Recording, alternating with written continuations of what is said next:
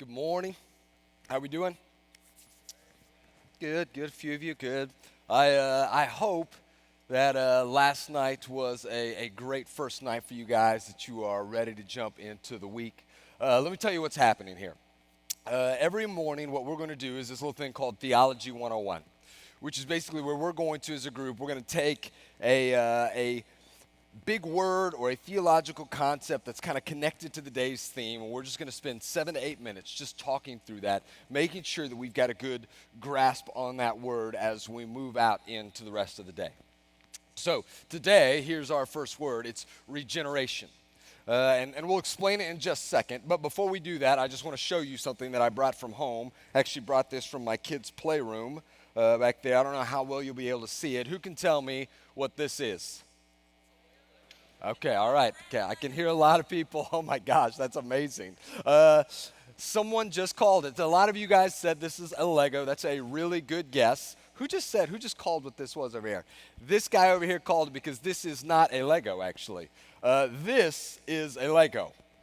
This is a cheap knockoff version of a Lego, which this guy spotted from 20 feet away. What kind of like Lego master are you?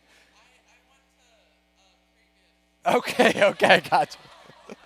I just thought you were incredible. I had like 2010 vision just locked in there. Okay, this is a knockoff version of a Lego, and we've got a number of these around our house. It looks just like a regular Lego, especially if you don't look at it too closely. It looks exactly like a regular Lego, but it does not work just like a regular Lego. Here's how we got these. My kids, several years ago, they got into Legos a lot. And so my mother-in-law decided to give us this big tub of Legos that she had that her boys used to play with, which was really cool. It like doubled our Lego collection there at home. But the thing was, these were like some old blocks, like all the way back in the 1980s, all right? Way back there.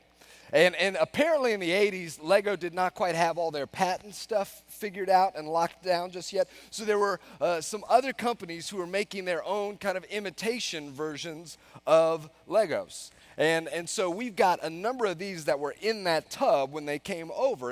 And what has happened on more than one occasion is my kids and I will be in the middle of some kind of building project, working on a castle or a spaceship or whatever it is. And inevitably, a handful of these will make their way into the project without us realizing, because they look so much like the normal ones. But the thing is that the tops of these, the studs there, the little bumps, are just a little bit off from a normal Lego. And so, like, it'll rest on there. A block can sit on there, but the slightest touch will kind of bump that off.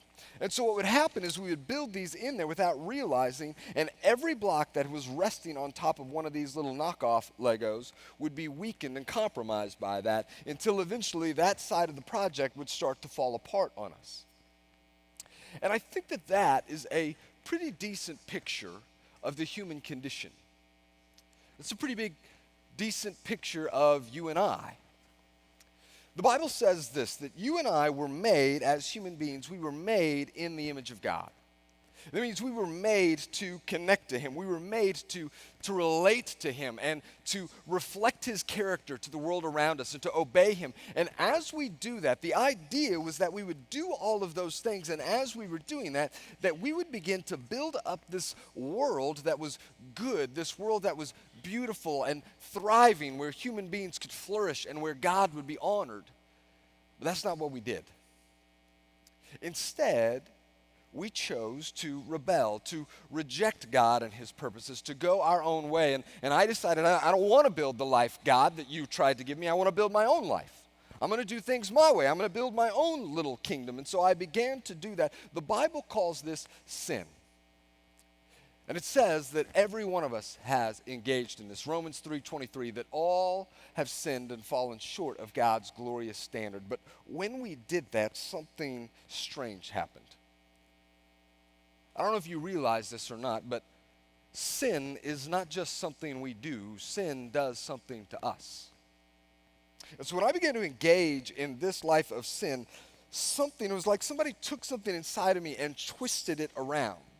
And I began to turn inward on myself. And I began to become more selfish and prideful and hurtful in my relationships with other people. It's like someone took my heart and it became this cheap knockoff version of what I was meant to be. Like someone took all the original Legos that make up me and my life and my heart and my mind and replaced it with these imitation versions that look like the same thing, but they're not, and they don't quite click together.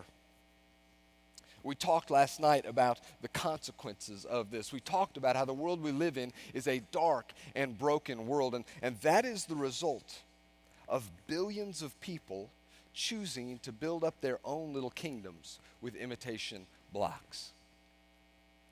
And this is something that people have recognized throughout history. Like, this isn't a secret. Even if they weren't religious, even if they weren't Christians, they're able to look at the world and go, something's not right here.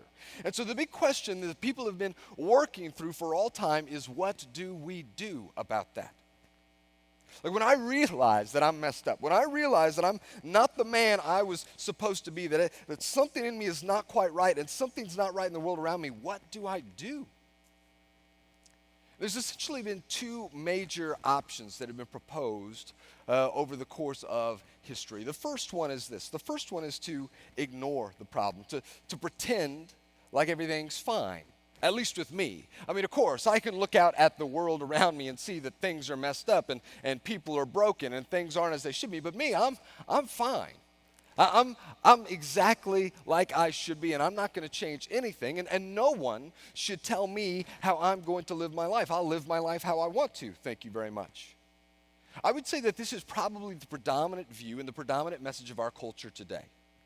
That you should live the life that you want to live, and no one else should tell you how to do it. You do you. You live your truth. You be the person that you want to be. And that sounds really great at first. There's something about that sounds so genuine and authentic.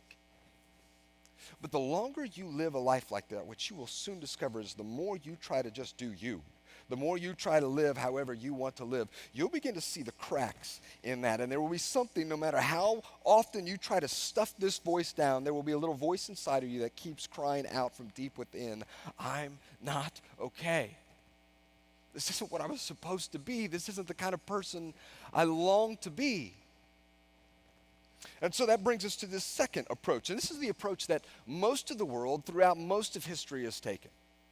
And that is that someone will show up on the scene and they will call themselves a prophet or a religious teacher or a life coach or an influencer, and they'll say, you're right.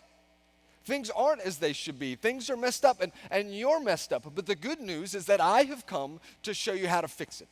I've come with the instruction manual to show you how to build a right and good life. And if you'll just follow my religion, or if you'll just buy my self-help book, or if you'll just follow me on Instagram, then I can give you the life that you've been longing for. I can give you a life that satisfies. I'm just going to jump to the point and tell you this, that doesn't work either. The problem, see, with religions and self-help books and life coaches is they may have some great wisdom for me. They may have some really good advice, but I will never be able to pull it off in the right way because I'm still building with flawed blocks. And no amount of rules or techniques are ever going to help me fix that. I need something different than that. I don't just need a new instruction manual. I need new building materials. I need a new heart. I need a new me. And that's what Jesus came to do. Jesus came to this earth, and through his death and resurrection, he makes a new me possible. He made a new you possible. He gives us this thing that we call rebirth. Or the theological term is our word for the day, regeneration. And regeneration simply means in the Bible, new birth in Jesus. It means that the old me that is bound and corrupted by sin dies off and a new me emerges, one that has the ability to see and love and obey and live as I ought to. And the good news is that this kind of life is available for anyone who will come to Jesus and place their faith in him.